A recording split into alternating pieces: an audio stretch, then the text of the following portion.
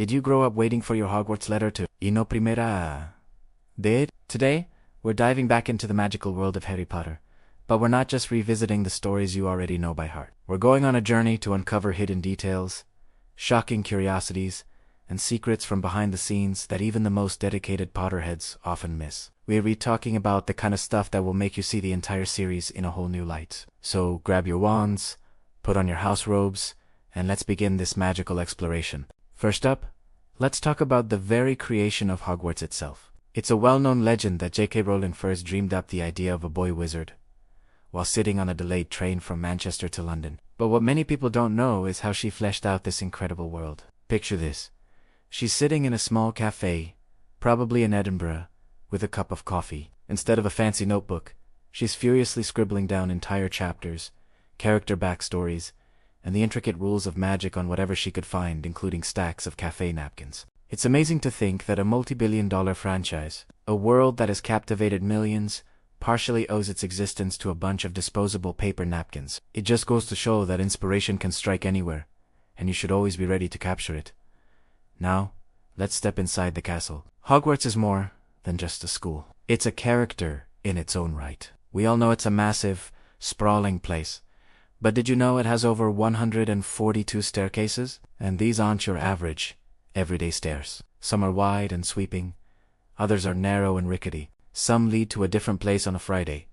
Some have a vanishing step halfway up that you have to remember to jump. And some, well, they just like to move around whenever they feel like it. Rowling explained that she designed the castle's architecture this way to make it feel like a living, breathing organism. It's constantly changing, full of surprises, and a little bit unpredictable, just like magic itself. It wasn't just a building, it was a home with a personality. Let us move on to one of the most terrifying creatures in the wizarding world.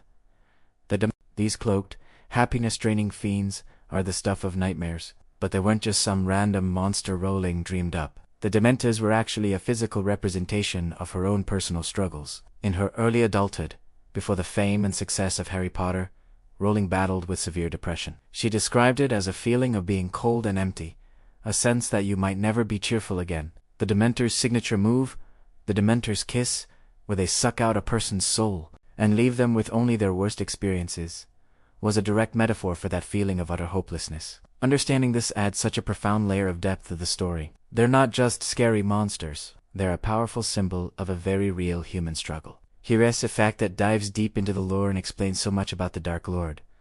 Why can't Voldemort love? We all assume it's just because he's pure evil, a textbook villain. But there's a specific, magical reason behind it.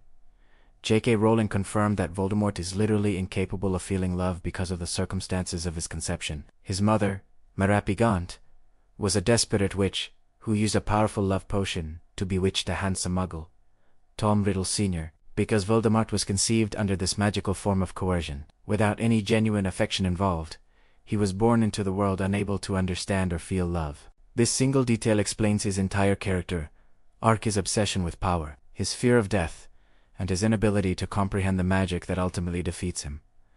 Love. Now for a little behind-the-scenes fun. Making the Harry Potter movies was a huge undertaking, but it wasn't all serious spellcasting and dramatic showdowns. In fact, one of the biggest challenges on set was getting the cast to stop laughing. Rupert Grint, who played our beloved Ron Weasley, was apparently notorious for getting the giggles during the most serious of scenes. His laughter was so infectious that it would set everyone else off, leading to countless ruined takes. It got so bad that for some of Professor Lupin's most emotional scenes in Prisoner of Azkaban, Rupert actually had to be filmed separately. He simply couldn't keep a straight face while looking at his friends deliver these heart-wrenching lines. It is hilarious to imagine the crew trying to film a dramatic moment while one of their main stars is hiding in a corner, trying not to burst out laughing. Ever wondered about the school fees for how much does it cost to learn Transfiguration and potion? Well, you can put your Gringotts vault key away, because the tuition is completely free.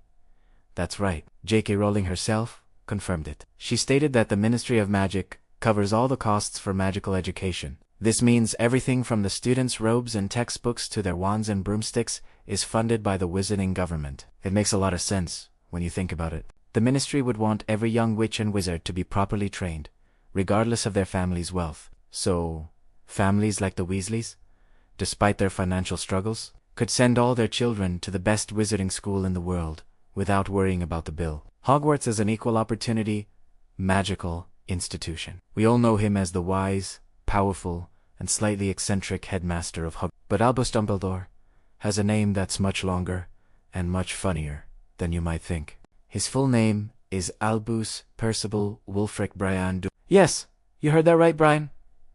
It's such a perfectly normal, Moogle-sounding name stuck right in the middle of all that grandeur. Rowling explained that she added Brian just because she found it amusing. It's a wonderful touch that grounds this legendary wizard in a bit of charming, everyday reality. It reminds us that even the greatest wizards have an ordinary side, and it's a fun piece of trivia to pull out when you're re-talking with other fans.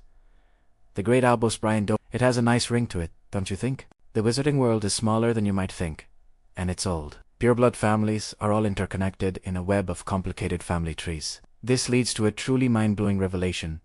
Harry Potter and Lord Voldemort are actually distant relatives. How is that possible? Well, it all goes back to the story of the three Peverell brothers from the Tillys of Beedle, the original owners of the Deathly Hallows. Harry is a direct descendant of the youngest brother, Ignotus Peverell, who owned the invisibility cloak. Voldemort, on the other hand, is a descendant of the middle brother, Cadmus, who possessed the Resurrection Stone. This ancestral link makes them distant cousins, adding an incredible layer of irony to their epic rivalry. They are two sides of the same ancient coin, bound together by blood long before their fateful encounter in Godric's Hollow. Here's another behind-the-scenes gem that's both funny and a little bit destructive. Over the course of filming all 8 movies, Daniel Radcliffe went through a staggering number of wands. How many?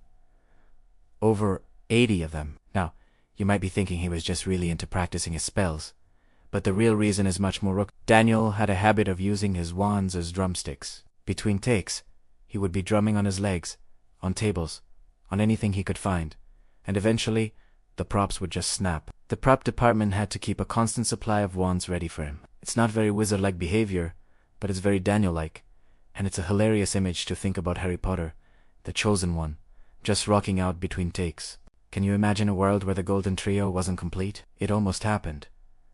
J.K. Rowling has admitted that, while writing the series, she seriously considered killing off Ron Weasley. She said that she was in a very happy place at the time, and thought about doing it purely out of spite. Thankfully, she came to her senses and decided against it. She realized that Ron was too integral to the story and to Harry's journey. Could you even picture Harry and Hermione getting through it all without Ron's loyalty, humor, and heart? The fandom would have rioted. We would all still be in collective therapy, trying to process that loss. So let's all take a moment to be grateful that our king, Ronald Weasley, made it to the end. Let's talk about the most famous ball in sports history, the Golden Snitch. This tiny, winged ball is worth 150 points, and its capture ends the Quidditch match. But its design has a fascinating origin. The snitch was actually inspired by a real-life creature, the hummingbird. Rowling was fascinated by these tiny birds. They are incredibly small, unbelievably fast, and almost impossible to catch, flitting around with incredible agility. She wanted to create a magical equivalent for Quidditch,